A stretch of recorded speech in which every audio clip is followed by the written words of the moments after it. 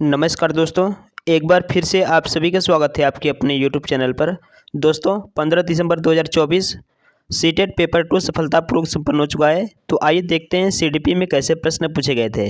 तो पहला प्रश्न यहाँ पे आपका दिया गया है कि हार्वर्ड गार्डनर ने प्रस्तावित किया कि बुद्धि, तो बुद्धि जो है आपका करेक्ट हो जाएगा, को अलग अलग प्रकार से विभाजित किया जा सकता है। फोर्थ ऑप्शन आपका यहाँ पे करेक्ट हो जाएगा। हार्वर्ड गार्डनर ने प्रस्तावित किया कि बुद्धि को अलग अलग प्रकार से विभाजित किया जा सकता है। फोर्थ ऑप्शन आपका यहाँ पे करेक्ट आंसर हो जाएगा। नेक्स्ट है आपका दूसरा प्रश्न आपका दिया गया है कि प्रगतिशील शिक्षा क्या है। यहाँ पे आपसे प्रगतिशील शिक्षा के बारे में पूछा गया है, यानी कि प्रोग्रेसिव एजुकेशन के बारे में पूछा गया है। तो आपका करेक्ट आंसर हो जाएगा फर्स्ट ऑप्शन, शिक्षा के प्रति एक दृष्टिकोण जो व्यक्तिगत शिक्षा और छात्र केंद्रित कक्षाओं पर जोर देता है। फर्स्ट ऑप्शन आपका यहाँ पे करेक्ट आंसर हो जाएगा। आगे बढ़ते हैं, तीसरा प्रश्न आपका दिया गया है, यहाँ पे अजर्सन और रीजनिंग से क्वेश्चन पूछा गया आपका। अभिकथन ए आपका दिया गया है यहाँ पे कि माध्यमिक विद्यालय में लड़कियां अक्सर चुप रहती हैं और कक्षा की चर्चाओं में उनकी गैर भागीदारी हो सकती है। और यहाँ पे रीजन दिया गया आपका कि आनुवांशिक बनावट को देखते हुए लड़कियां माध्यमिक विद्यालयों में चुनौतीपूर्ण पाठ्यचर्या को समझने और उसका सामना करने में सक्षम नहीं है। तो यहाँ पे आपका करेक्ट आंसर हो जाएगा ए और आर जो है दोनों गलत है, यानी कि थर्ड ऑप्शन आपका यहाँ पे करेक्ट आंसर हो जाएगा। आगे बढ़ते हैं, चौथा प्रश्न आपका यहाँ पे दिया गया है कि मूल्यांकन की प्रकृति डैश होनी चाहिए और मूल्यांकन कार्य डैश होना चाहिए। तो प्रश्न संख्या 4 का आपका करेक्ट आंसर हो जाएगा फोर्थ ऑप्शन, यानी कि गतिशील और प्रामाणिक। फोर्थ ऑप्शन आपका यहाँ पे करेक्ट आंसर हो जाएगा। आगे बढ़ते हैं, पांचवा प्रश्न आपका दिया गया है यहाँ पे। पांचवा प्रश्न आपका दिया गया है, अभिकथन ए दिया गया है कि ऐसा उपर्युक्त माना जाता है कि अधिगम के लिए आकलन करते समय मानकीकृत परीक्षणों पर निर्भर नहीं करना चाहिए। और यहाँ पे कारण दिया गया है कि निष्कर्ष संदर्भित परीक्षण में प्राप्त अंकों की तुलना एक निर्धारित प्रदर्शन मानक की जाती है। तो यहाँ पे आपका करेक्ट आंसर हो जाएगा प्रश्न संख्या 5 का आपका करेक्ट आंसर हो जाएगा फोर्थ ऑप्शन, यानी कि ए और आर दोनों सही है। ए आर की सही व्याख्या करता है। फोर्थ ऑप्शन आपका यहाँ पे करेक्ट आंसर हो जाएगा। ठीक है, आगे बढ़ते हैं, प्रश्न संख्या 6 का सही जवाब। प्रश्न संख्या 6 आपका दिया गया यहाँ पे कि निम्नलिखित में से कौन सा एक ऐसे प्रश्न का उदाहरण है जो छात्रों में विश्लेषणात्मक कौशल को बढ़ावा देता है। तो यहाँ पे आपका करेक्ट आंसर हो जाएगा स्तनधारियों ने अपने को वातावरण के लिए कैसे अनुकूलित किया है। ठीक है, यहाँ पे आपका सेकेंड ऑप्शन करेक्ट आंसर हो जाएगा। सेकेंड ऑप्शन करेक्ट आंसर हो जाएगा। आगे बढ़ते हैं, सातवां प्रश्न आपका यहाँ पे दिया गया है, यहाँ पे अजर्सन रीजनिंग का क्वेश्चन ये भी है। ठीक है, कि एक समावेशी कक्षा में विभेदित निर्देश का पालन नहीं करती है। और यहाँ पे कारण आर दिया गया है कि समावेशन एक नीति है जो एक जैसे सीखने के लक्ष्यों, रणनीतियों और मूल्यांकन विधियों को प्रदान करके समान अवसरों पर जोर देती है। तो यहाँ पे आपका करेक्ट आंसर हो जाएगा थर्ड ऑप्शन, ए और आर दोनों गलत है। ठीक है, थर्ड ऑप्शन आपका यहाँ पे करेक्ट आंसर हो जाएगा। आगे बढ़ते हैं, आठवां प्रश्न आपका यहाँ पे दिया गया है। आठवां प्रश्न आपका दिया गया है कि व्यक्ति प्रथम भाषा का उपयोग जैसे कि अधिगम अक्षम छात्रों के बजाय अधिगम अक्षमता वाले छात्र के संबोधन का उपयोग करना। तो यहाँ पे आपका करेक्ट आंसर हो जाएगा समावेशन के मानवाधिकार दृष्टिकोण के अनुरूप है। फर्स्ट ऑप्शन आपका यहाँ पे करेक्ट आंसर हो जाएगा। फर्स्ट ऑप्शन करेक्ट हो जाएगा। ठीक है, आगे बढ़ते हैं, प्रश्न संख्या 9 आपका दिया गया है कि दृष्टिबाधित बच्चों की ज़रूरतों को पूरा करने के लिए सहायक तकनीकी उपकरणों के उदाहरण में क्या शामिल है। यहाँ पे आपका प्रश्न संख्या 9 दिया गया है। तो आपका करेक्ट आंसर हो जाएगा केवल ए, बी और सी। ठीक है, यानी कि आपका फोर्थ ऑप्शन यहाँ पे करेक्ट हो जाएगा, ए, बी और सी। ठीक है, यहाँ पे फोर्थ ऑप्शन करेक्ट आंसर हो जाएगा। ठीक है, आगे बढ़ते हैं, प्रश्न संख्या 10 आपका दिया गया यहाँ पे कि स्वाधीनता वाले विद्यार्थियों के समावेशन का समर्थन करने के लिए ऐसा उपयुक्त माना जाता है कि।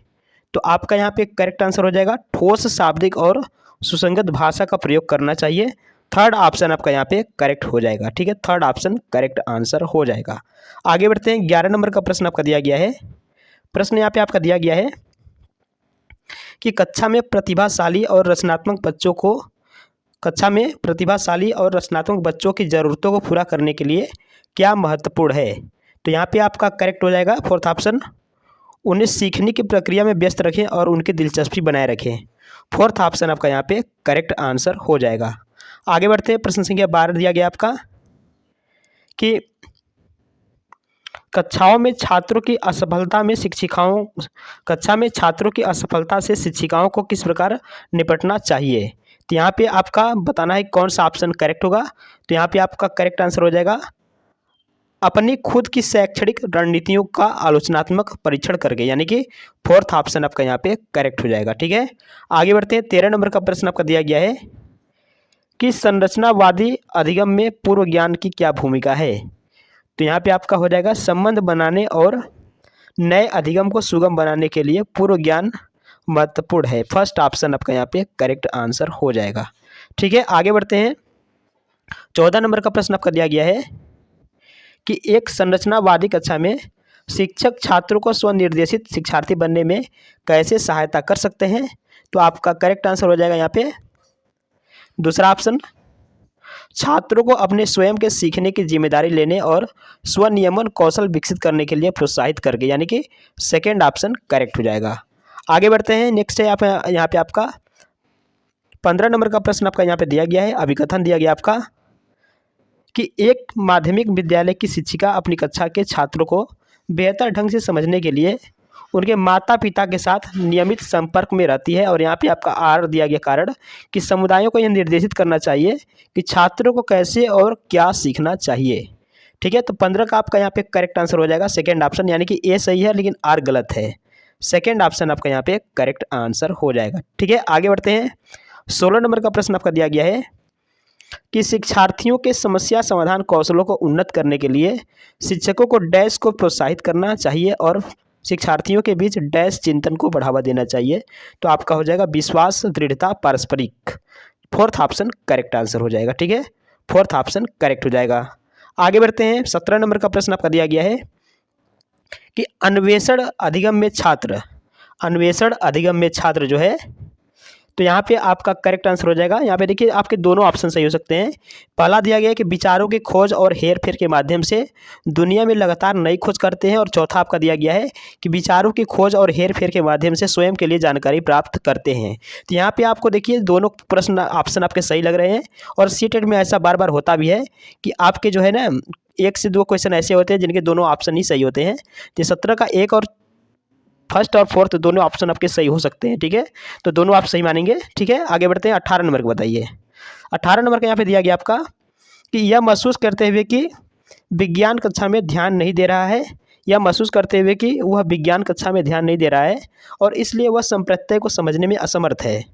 रमेश कक्षा में सबसे आगे बैठने का फैसला करता है ताकि वह ध्यान केंद्रित कर सके। रमेश सीखने की किस रणनीति का उपयोग कर रहा है। तो 18 का आपका यहाँ पे करेक्ट आंसर हो जाएगा अधिसंज्ञान, यानी कि मेटाकॉग्निशन। फर्स्ट ऑप्शन आपका यहाँ पे करेक्ट आंसर हो जाएगा। फर्स्ट ऑप्शन करेक्ट हो जाएगा। ठीक है, आगे बढ़ते हैं। 19 नंबर का आपका प्रश्न दिया गया है। यहाँ पे प्रश्न है आपका कि संज्ञान के संदर्भ में भावनाओं के बारे में निम्नलिखित में से कौन सा कथन आपका सही है। तो 19 का आपका करेक्ट आंसर हो जाएगा दूसरा कि भावनाएं संज्ञान के विभिन्न पहलुओं को नियंत्रित करती हैं, हालांकि इनके प्रभाव की मात्रा और दिशा बहुत से कारकों पर निर्भर करती है। सेकेंड ऑप्शन करेक्ट हो जाएगा। ठीक है, आगे बढ़ते हैं। 20 नंबर का प्रश्न आपका दिया गया यहाँ पे 20 नंबर का प्रश्न आपका दिया गया है कि शिक्षक छात्रों में आंतरिक प्रेरणा को कैसे बढ़ा सकते हैं। तो कैसे बढ़ा सकते हैं, तो आपका हो जाएगा सीखने का आनंद पैदा करके, यानी कि bye including Joy of learning. Third option आपका यहाँ पे करेक्ट हो जाएगा। ठीक है, आगे बढ़ते हैं। 21 नंबर का प्रश्न आपका दिया गया यहाँ पे कि निम्नलिखित में से कौन सा कथन आंतरिक और बाह्य अभिप्रेरणा के बीच संबंध का वर्णन करता है।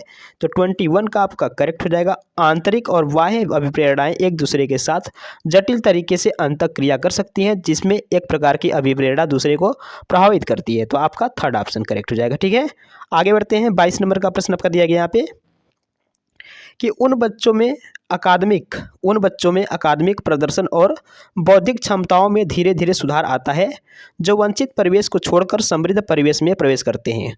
उपर्युक्त तर्क मुख्य रूप से विकास के निम्नलिखित में से किस बहस की ओर इशारा करता है। तो यहाँ पे आपका 22 का करेक्ट आंसर हो जाएगा सेकेंड ऑप्शन आनुवंशिकता बनाम पर्यावरण। सेकेंड ऑप्शन आपका यहाँ पे करेक्ट आंसर हो जाएगा। आगे बढ़ते हैं। 23 नंबर का प्रश्न आपका दिया गया यहाँ पे अभिकथन और कारण वाला दिया गया है। तो अभिकथन ये दिया गया है कि जब हम बचपन को एक ही श्रेणी के रूप में देखते हैं तो हम जेंडर, जातीयता, सामाजिक वर्ग के संबंध में बच्चों के बीच सामाजिक और सांस्कृतिक अंतर खो देते हैं।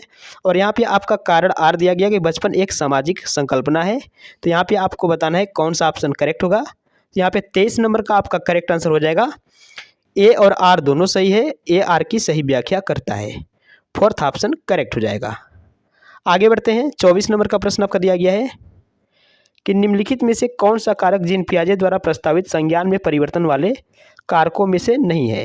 तो यहाँ पे आपका 24 नंबर का करेक्ट आंसर हो जाएगा सेकेंड ऑप्शन, यानी कि सांस्कृतिक उपकरण।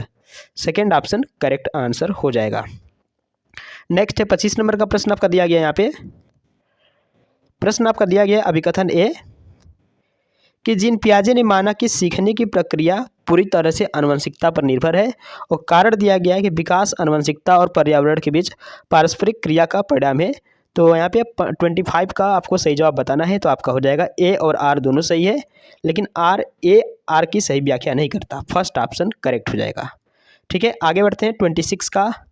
26 नंबर का दिया गया प्रश्न कि जीन पियाजे के अनुसार जब बच्चे अपने मौजूदा संज्ञानात्मक संरचनाओं के अनुसार नए अनुभव को समझ नहीं पाते तो वे डैश अनुभव करते हैं और डैश को सहारा लेते हैं। तो डैश का सहारा लेते हैं। तो 26 का आपको हो जाएगा असंतुलन और अनुकूलन। फोर्थ ऑप्शन करेक्ट हो जाएगा।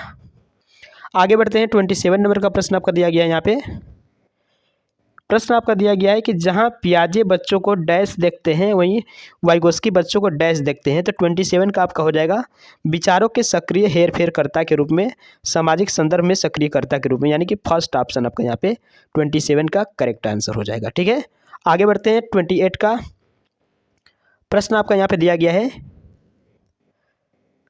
कि लॉरेंस कोहलबर्ग के सिद्धांत में नैतिक विकास की अवस्था के निर्धारण के आधार क्या है।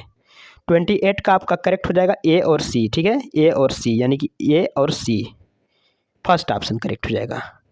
आगे बढ़ते हैं। 29 नंबर का प्रश्न आपका दिया गया है कि लेव वाइगोस्की के अनुसार संज्ञानात्मक विकास के मायने हैं।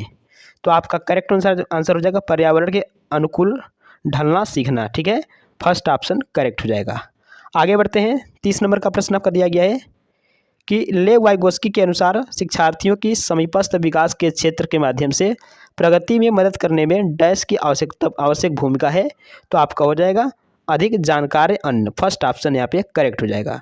तो ये थे आपके CDP के 30 क्वेश्चन। नेक्स्ट वीडियो में हो और सब्जेक्ट के भी आंसर की यहाँ पे डिस्कस करेंगे। धन्यवाद।